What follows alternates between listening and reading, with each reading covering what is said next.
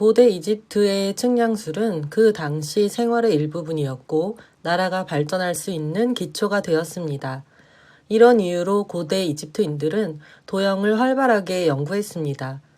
생활 속의 문제를 해결하는 이집트 수학은 알렉산드리아를 거쳐 고대 그리스로 전해졌지만 이집트 수학과 그리스 수학 사이에는 분명한 차이점이 존재했습니다. 이집트인은 수학이라는 도구를 이용해 생활 속의 문제만을 해결하려고 했지만 그리스인들은 도형 자체를 연구 대상으로 생각했습니다. 피라미드의 높이를 지팡이 하나로 구한 탈레스라는 수학자는 논리적인 근거, 예를 들어 비례식을 보여주면서 기하학을 발전시켰습니다. 당연해 보이는 수학적인 내용이라도 직접 증명해 보였던 탈레스 방식의 수학은 그리스 수학의 전통이 되었습니다. 수학 문제를 풀면서 정답이 어떻게 나왔는지 그 일련의 과정을 구체적으로 보여주는 것이 그리스 수학의 특징이었습니다. 고대 그리스 수학자인 유클리드는 앞서 말했듯이 모두 13권으로 구성된 기하학 원론이라는 수학책을 통해 그리스 기하학에 대한 명확한 체계를 만들었습니다. 유클리드의 수학적인 접근 방식은 2000년이 지난 오늘날에도 기하학을 공부하는 모든 사람들에게 훌륭한 표본이 되고 있습니다. 기하학 원론에 들어있는 내용은 유클리드 혼자서 쓴 것이 아닙니다. 유클리드 자신이 증명하거나 정리한 것도 있었지만 그 당시에 널리 알려진 수학적인 지식 하나하나를 참고했습니다. 탈레스로 대표되는 자연주의 철학자들은 측량을 할 때 오랜 세월 동안 자연을 체득하여 얻은 자연의 법칙을 활용했고 자신들이 직접 측량한 내용을 대다수의 사람들이 사용하는 언어를 통해 기록했습니다. 유클리드의 기하학 원론 안에는 자연주의 철학자들이 측량하고 기록한 내용들이 고스란히 들어 있습니다. 오늘날에도 자주 사용되고 있는 유클리드의 수학에 대한 접근 방법은 현대 수학의 밑바탕이 되고 있습니다. 뉴턴의 자연 철학의 수학적인 원리와 스피노자의 윤리학적인 에티카는 유클리드의 방법을 그대로 따르고 있습니다.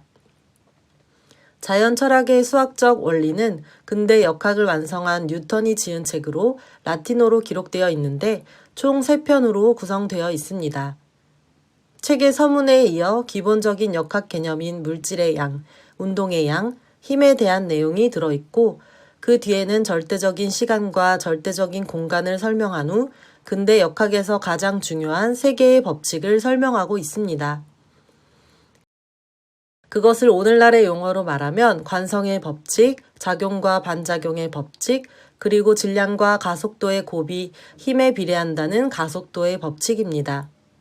흔히 프린키피아라는 약칭으로 불리는 이 책은 고대시대 이후 힘과 운동에 대한 연구를 체계적으로 집대성했으며 역학에서의 수학적인 이론을 완성시켰다는 점에서 큰 의미가 있습니다.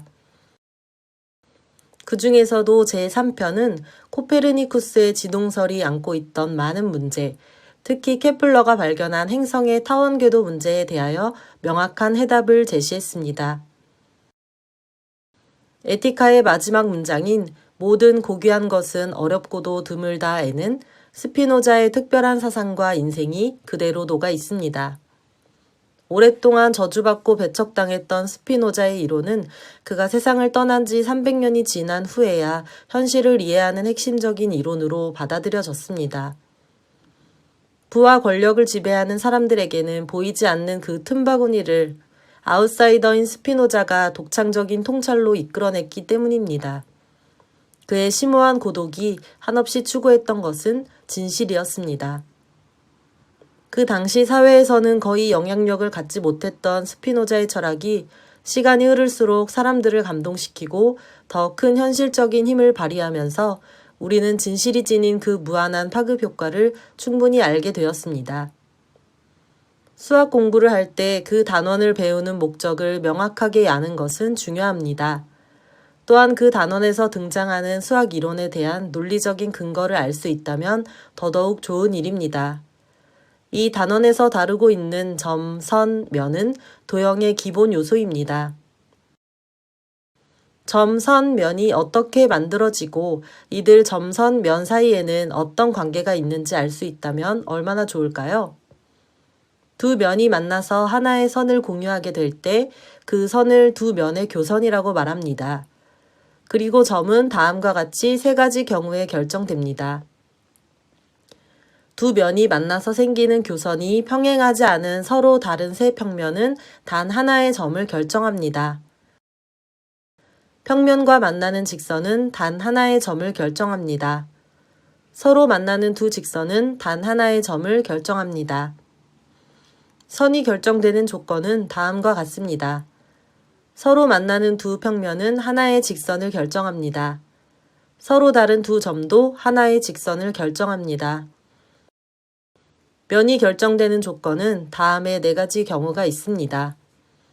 한 직선 위에 있지 않은 세 점은 단 하나의 평면을 결정합니다. 한 직선과 그 위에 있지 않은 한 점은 단 하나의 평면을 결정합니다. 서로 만나는 두 직선은 단 하나의 평면을 결정합니다. 평행한 두 직선도 단 하나의 평면을 결정합니다. 점과 선은 미술 작품을 만드는 데 있어 기본 요소입니다. 수학에서의 점은 어떤 형태를 만들 때 가장 기본적인 단위인데 방향이나 넓이 등은 가지고 있지 않고 오로지 위치만을 가지고 있습니다. 물론 미술에서 말하는 점은 크기가 있습니다. 점의 개수, 점이 찍힌 위치, 점의 밝기, 점의 크기, 점을 그려내는 구체적인 재료, 다른 점들과의 관계 등에 따라 점의 형태나 움직임으로 공간적인 느낌을 살릴 수 있고 독특한 느낌도 전달할 수 있습니다. 점들 사이의 간격이 좁으면 빠른 느낌을 주고 점들 사이의 간격이 넓으면 느린 느낌을 갖게 해줍니다. 점의 크기를 점점 크게 또는 점점 작게 하면서 운동감이나 공간감을 줄 수도 있습니다. 또한 점을 서로 겹치게 하면 새로운 형태를 만들 수도 있습니다. 선은 두 개 이상의 점이 연결되어 있으므로 위치와 방향을 지니고 있지만 넓이나 부피는 가지고 있지 않습니다. 선은 어떤 구체적인 모양을 표현하는 기본적인 요소이기 때문에 드로잉, 만화, 회화 등의 미술 작품을 만드는 데 있어 꼭 필요합니다.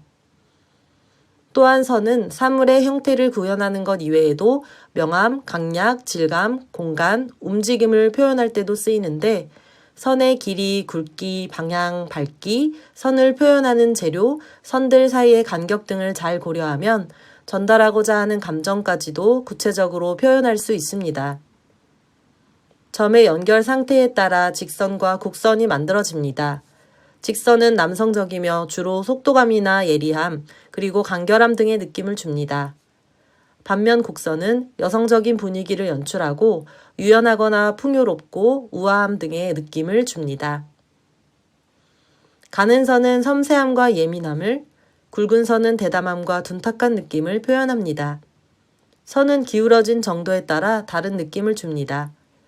수평선은 평평함과 균형감을, 수직선은 굳건함과 상승감을 주고 대각선은 역동적인 느낌을 줍니다.